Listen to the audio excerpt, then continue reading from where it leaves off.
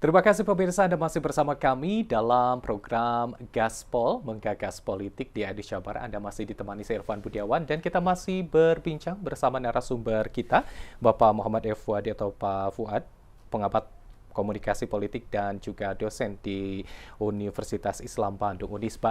Tadi kita sudah menyimak seperti apa juga pasca Kang Emil akhirnya juga ditarik ke DKI Jakarta. Tadi disampaikan oleh Pak Fuad ini rasanya pemilu di 2024 ini akan kembali di Pilkada 2024 untuk Jawa Barat khususnya. Tapi kita melihat juga untuk perolehan partai politik, kursi partai politik di DPRD, ini tidak ada satupun partai politik yang bisa mengajukan pasangan calon. Pak Fuad, seperti apa utak-atik yang nanti tampaknya koalisi yang akan dibangun di Jawa Barat? Apakah bisa saja tadi terutama kalau kita melihat misalnya ada berseberangan antara misalnya PDIP, PKS yang tampaknya kalau di pusat tuh selalu berseberangan, ini bisa saja disatukan atau seperti apa nanti ke depan? Sebenarnya katakanlah aktivitas politik ya di level nasional ya berbagai partai politik itu tidak selalu memiliki irisan yang sama dengan di daerah ya. Apabila misalkan di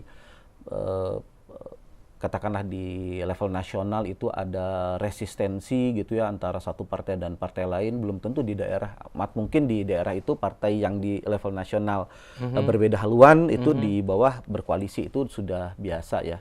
Nah, berkaitan dengan Pilkada Jabar ini memang tidak ada satu partai pun yang bisa mengusung calonnya sendiri, jadi memang harus menarik partai lain ya untuk turut menyokong jagoannya tersebut.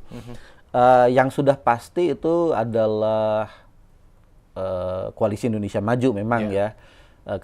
Kita sudah tahu secara persis ya bahwa Pak Deddy Mulyadi ini akan diusung oleh Gerindra dan Partai Golkar ya. Kemudian juga PAN juga sudah menahan laju Pak Bima Arya ya, yang tadinya dia juga punya kans ya menjadi kuda hitam menurut saya, namun karena hal tersebut ya dia sami'na wa ta'na pada partai ya, kemungkinan besar PAN akan mendukung Kang Deddy Mulyadi. Kang Deddy Mulyadi ini kan sebenarnya memang DNA-nya dia memang punya pelabuhan baru ya, yaitu Gerindra, tapi dia sebenarnya kan DNA-nya masih DNA Golkar juga. Makanya tidak heran Golkar juga bisa menjatuhkan pilihan pada Kang Deddy ya.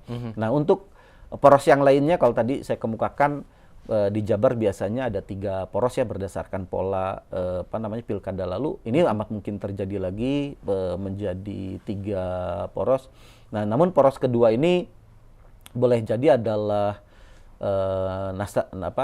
Nasdem ya, Nasional Demokrat yang mereka punya romantisme dengan PKS ya, dan mungkin selebihnya adalah PDIP dengan mitra koalisi lain ya. Tampaknya itu menurut saya. Oke, baik. Kalau kita melihat juga seperti apa dari kacamata Pak Fuad, terutama juga kalau kita melihat tadi PDIP bahwa bakal calonnya ini adalah ketua DPW, lalu juga PKS juga ketua Dewan Pimpinan Wilayah seperti itu. Yang hanya 2 pasangan calon ini yang merupakan ketua seperti itu. Apakah ini juga menjadi salah satu kans atau keuntungan bagi partai PDIP atau juga PKS terutama untuk menggerakkan mesin partainya? Menurut saya ya, tapi jangan lupa bahwa misalkan PKS itu kan sebenarnya bukan partai yang mengandalkan ketokohan ya. Jadi sebenarnya siapapun calonnya berdasarkan pengalaman panjang itu mereka bisa tingkatkan elektabilitas kandidat tersebut gitu. Baik misalkan dulu di Jakarta itu ada Pak Odang Doro Jatun ya, yang elektabilitasnya sangat rendah, tidak populer, tapi kemudian mencuat ya, hampir menyaingi Pak Fauzi Bowo waktu itu. Kemudian di Jawa Barat juga dulu publik tidak mengenal Aher ya, tapi kemudian kan bisa ditingkatkan elektabilitasnya oleh PKS ya. Majen Sudrajat meski tidak memenangkan pilkada di Jabar dengan Pak Ahmad Saihu waktu itu, bahkan elektabilitasnya rendah di bawah 10%, kemudian ternyata kan bisa mencapai 28% ya, bisa mengejar ketertinggalan dari Pak Ridwan Kamil waktu itu. Jadi maksudnya PKS tidak mengandalkan kotokan. Nah, PDIP juga sebenarnya tidak mengandalkan kotokohan. Mereka kan punya akar di Jawa Barat ya. Mereka adalah partai politik yang punya sejarah panjang juga. Jadi memang amat wajar kemudian tokoh yang diusung adalah ketua DPW yang memang relatif paling populer ya di PDIP seperti itu. Oke, baik. Jadi ketokohan itu memang belum tentu juga bisa mendongkrak elektabilitas ataupun juga nanti perolehan di pilkada serentak. Ada nama dalam tanda kutip yang sempat menjadi incumbent dalam artian mungkin Pak Ruzanul Ulum dan saat ini juga mungkin ada Pak Taufik Hidayat yang masih menjabat sebagai ketua DPRD provinsi. Bagaimana kans beliau yang juga sama-sama menyatakan siap untuk kembali dalam perhelatan pilkada? Anda melihatnya seperti apa nih, Pak Fuad? Memang secara nasional ya suara Partai Persatuan Pembangunan tidak mengembirakan ya. Tapi kalau di level daerah ya katakanlah memiliki kans ya.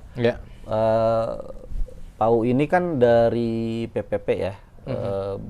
PPP ini sebenarnya juga memiliki romantisme masa lalu dengan PDIP ya, dulu zaman Mbak Mega dengan Pak Hamzah Has ya. Jadi artinya sebenarnya kalau sekarang sudah bukan masanya lagi mereka mengedepankan urusan ideologi. Ya, jadi sebenarnya memang kalau sekarang pragmatisme politik ya yaitu yang lebih diutamakan ya, sehingga amat mungkin juga kalau PDIP menarik PPP menjadi mitra koalisi ya.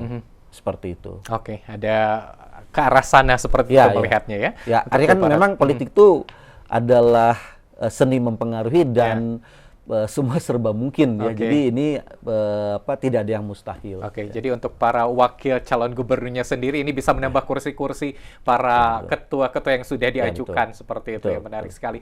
Oke, tadi kita sempat di awal juga membahas mengenai bagaimana para pendukung Kang Emil yang tampaknya juga cukup banyak di Jawa Barat. Nah, ini akan diperebutkan tentunya oleh para bakal calon gubernur sendiri nih, Pak Fuad.